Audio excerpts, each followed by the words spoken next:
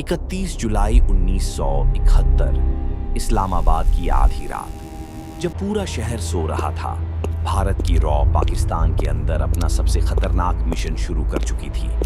एक ऐसा मिशन जिसका मकसद सिर्फ जानकारी जुटाना नहीं था, बल्कि इतिहास की दिशा बदलना था।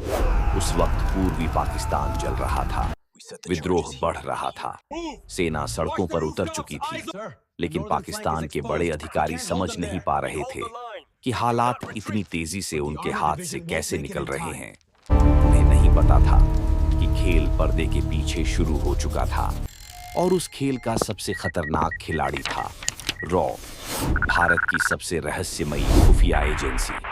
लेकिन सवाल ये है, रॉ पाकिस्तान के अंदर पहुंची कैसे और इसकी शुरुआत कहां से हुई? उसकी कहानी शुरू होती है 1962 के युद्ध से। 1962 भारत और चीन का युद्ध, एक ऐसा युद्ध जिसने भारत को हिला दिया। देश को समझ आया, युद्ध सिर्फ बंदूक से नहीं जीता जाता। जानकारी युद्ध का पहला हथियार है। फिर आया 1965 भारत पाक युद्ध, और भारत ने महसूस किया बाहरी खुफिया जानकारी के लिए एक अलग एजेंसी की जरूरत है। 1968 में बनी रॉ। प्रधानमंत्री थीं इंदिरा गांधी और इसके पहले प्रमुख बने RN काओ, एक ऐसा आदमी जिसने रॉ को सिर्फ एजेंसी नहीं, एक हथियार बनाया। काओ का सिद्धांत साफ था, दुश्मन को हराने के लिए उसकी सीमा नहीं, उसके इरादों तक पहुंचना होगा। और यही सोच रॉ को पाकिस्तान के अंदर ले गई। लेकिन 1971 में कुछ ऐसा हुआ जिसने सब बदल दिया।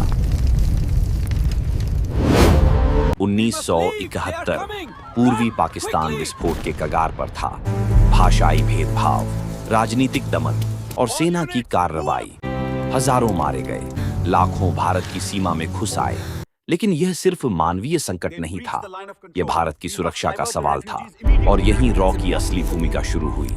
रॉ ने जमीन पर हालात का अध्ययन किया, स्थानीय प्रतिरोध समूहों से संपर्क बनाए, नेटवर्क तैयार किया गया, प्रशिक्षण शुरू हुआ, सूचनाएं जुटाई गई, पाकिस्तानी सेना की हर गतिविधि पर नजर रखी गई। लेकिन यह सिर्फ शुरुआत थी।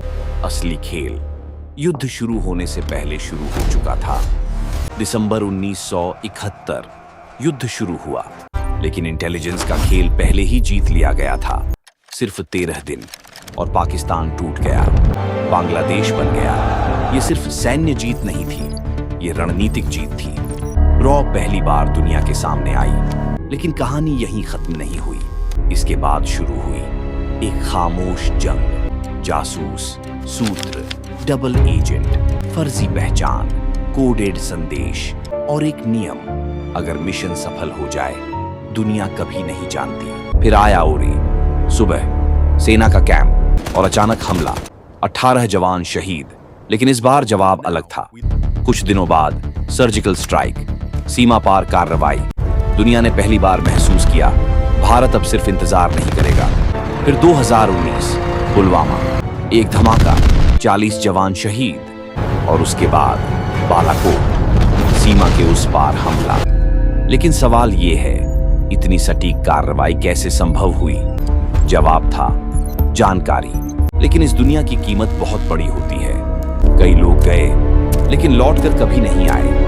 कुछ पकड़े गए, कुछ गायब हो गए, कुछ का नाम तक दुनिया नहीं जानती। इंटेलिजेंस की दुनिया में शहादत अक्सर बिना पहचान के होती है।